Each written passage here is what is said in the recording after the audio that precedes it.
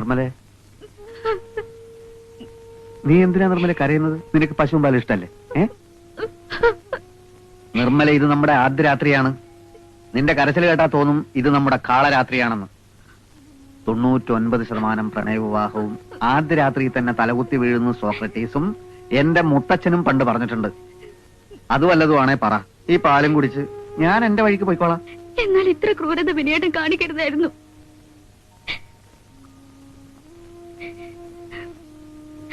അമ്പലത്തിൽ എല്ലാവരുടെയും മുൻപിൽ വെച്ചല്ലേ എന്റെ ഏട്ടനെ പരിഹസിച്ചത്. ഏട്ടൻ ഒരു ശുദ്ധന, പാവ, എന്നെ വലിയ ഇഷ്ട. മനസ്സുകൊണ്ട് നമ്മുടെ കല്യാണത്തിന് സമ്മതിച്ചതാ. ആ ഏട്ടനെയാ. നിന്റെ ഏട്ടൻ എത്ര വലിയ അത്ഭുത മനുഷ്യനായാലും ശരി, നിന്നെ സ്നേഹിച്ചതിന്റെ പേരിൽ അവൻ എന്നെ ഒരുപാട് ദ്രോഹിച്ചിട്ടുണ്ട്. നിന്റെ ഏട്ടൻ ഡോക്ടർ ആവണമെന്നല്ലേ ആഗ്രഹിച്ചത്? ഞാൻ ആഗ്രഹിച്ചത് പൈലറ്റ് ആവണമെന്നാ. ആ ആഗ്രഹവും മനസ്സിൽ വെച്ചോണ്ട് എനിക്കെന്താ ഒരു എയർ ഹോസ്റ്റസിനെ അന്വേഷിച്ച് നടന്നൂടെ? എനിക്ക് പറക്കാൻ പറ്റുന്നില്ലെങ്കിലും എന്റെ ഭാര്യയെങ്കിലും പറത്തിക്കൂടെ? അതാ പറഞ്ഞത്, ഒരാശ വെച്ച് ഏതെങ്കിലും ഒരു പെണ്ണിനെ മോഹിച്ചാൽ ഒടുക്കം വിവരം അറിയും. അവൻ വിവരം അറിഞ്ഞു. നിന്നെ സ്നേഹിച്ചതിന്റെ പേരിൽ എന്റെ ഫ്യൂസ് ഊരിയവനല്ലേ അവൻ. അവന്റെ ഫ്യൂസ് മാത്രമല്ല, ജംഗ്ഷൻ ബോക്സ് വരെ ഇപ്പൊ തെറിച്ചില്ലേ? എന്റെ പാവേട്ടൻ ഇപ്പൊ എങ്ങനെ ഉണ്ടാവും ഈശ്വര? വളരെ മോശ സ്ഥിതിയിലായിരിക്കും. നിന്റെ ഏട്ടനെ ആ നല്ലവളായ ഡോക്ടർ കടിച്ച് മുറിച്ച് തിന്നു കാണും. എല്ല് പൊട്ടുന്ന ശബ്ദം എനിക്ക് കേൾക്കാം.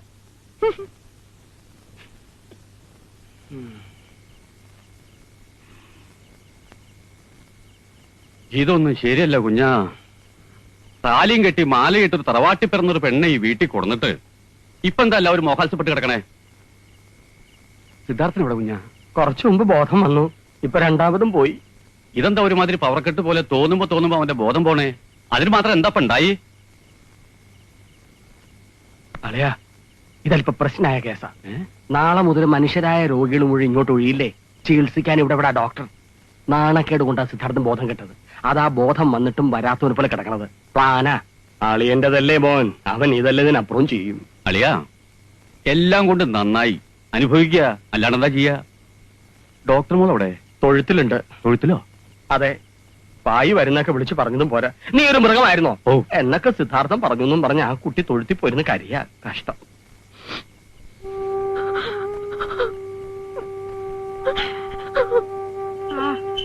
അസലായി. കരയാൻ കണ്ടുപിടിച്ച സ്ഥലം കൊള്ളാം.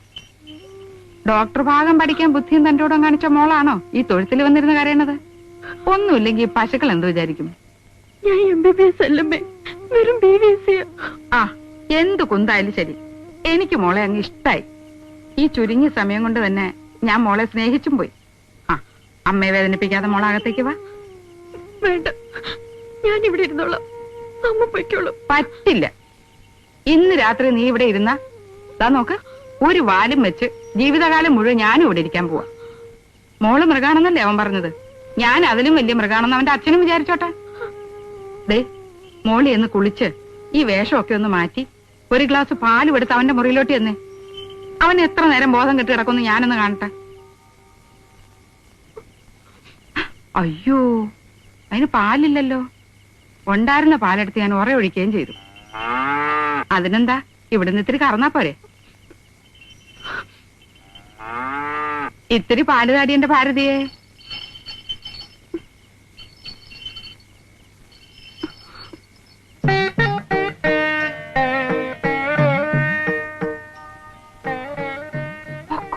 പേടിക്കേണ്ടപ്പോ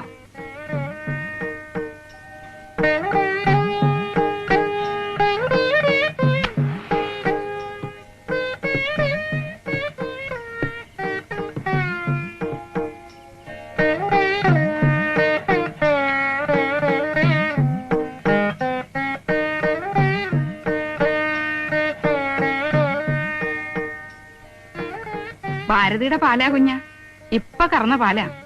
തൃപ്രയാറിന്ന് ജപിച്ചു കൊണ്ടുവന്ന ഭസ്മവും ഞാനിത്തിരി അതി കലക്കി കൊടുത്തു. കറന്ന ചൂടിൽ ആ ഭസ്മം കലക്കി കൊടുത്ത സർവ്വദോഷവും തീരുമെന്നാ തിരുമേനി പറഞ്ഞത്. അയ്യോ പുള്ളി. ഓ,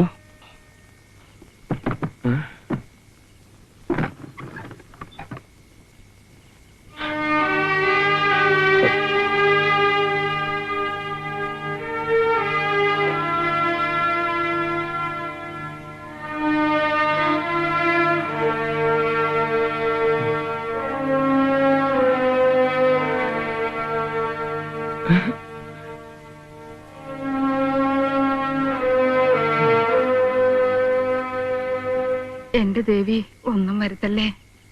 ഭാരതി പശു എന്റെ ഭാര്യയുടെ പേരുള്ള പശുവിന്റെ പാലല്ലേ? അത് ഭസ്മ ഇട്ടാലും ആറ്റം ബോംബിന്റെ ഫല. അളിയാ, എന്നോട് ദേഷ്യമൊന്നും കാണിക്കരുത്. അറിഞ്ഞോണ്ട് ഞാൻ സിദ്ധാർത്ഥനെ ചതിച്ചിട്ടില്ല.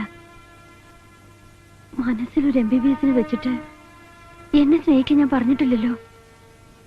ഞാൻ വെറും ഒരു BVSC. MBBS വേറെ, BVSC വേറെ.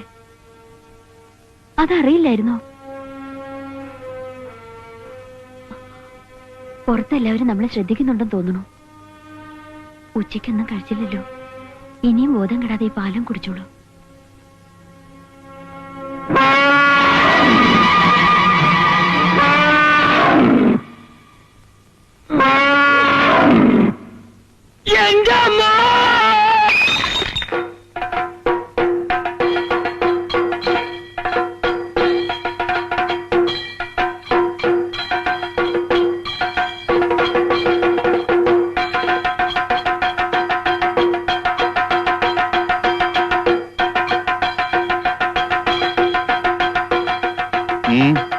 ഒന്നിങ്ങനെ വരിക.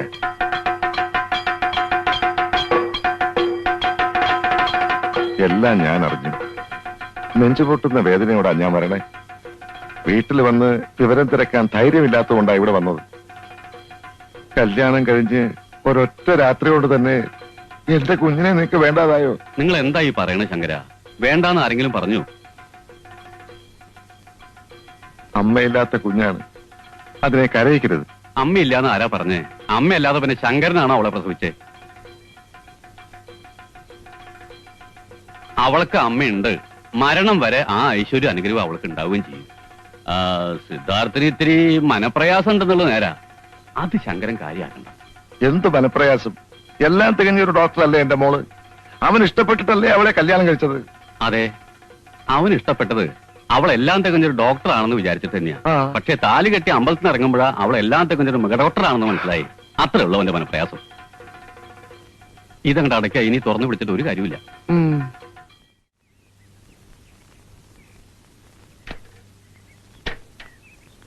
സാറ് പറഞ്ഞതിന്റെ ഒരു ധൈര്യത്തിലാണ് ഞങ്ങൾ കൂടുതൽ അന്വേഷിക്കാതിരുന്നത്.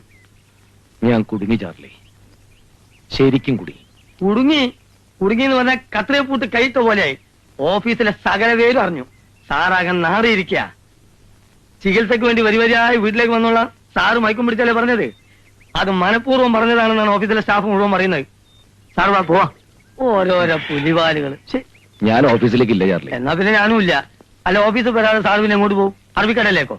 അതാവും ഇതിലും ഭേദം. നമ്മുടെ ഓഫീസ് അറബിക്കടലിലേക്കാ കഷ്ടമല്ലടോ. കടലാടി മുതൽ മനുഷ്യനെ ജീവനോടെ തിന്നുന്ന തിമിങ്കരം വരെ ഇല്ല അവിടെ. ഒന്ന് ധൈര്യത്തിലിരി സാറേ.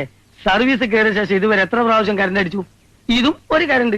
നല്ല കറണ്ടാ, എന്തും സഹിക്കാം. ഈ നാണക്കേട് ഞാൻ എങ്ങനെ സഹിക്കും? നാണക്കേട് ഇല്ലാതാക്കുന്ന ഒരു സോപ്പ് പറഞ്ഞിട്ടുണ്ട്. അതൊരു ഡസം വാങ്ങി 2 റൗണ്ട് നന്നായി തേച്ചു വെച്ചാൽ മതി. സാർ പൊതി കയറണോ അതോ ഓട്ടോ പിടിക്കണോ?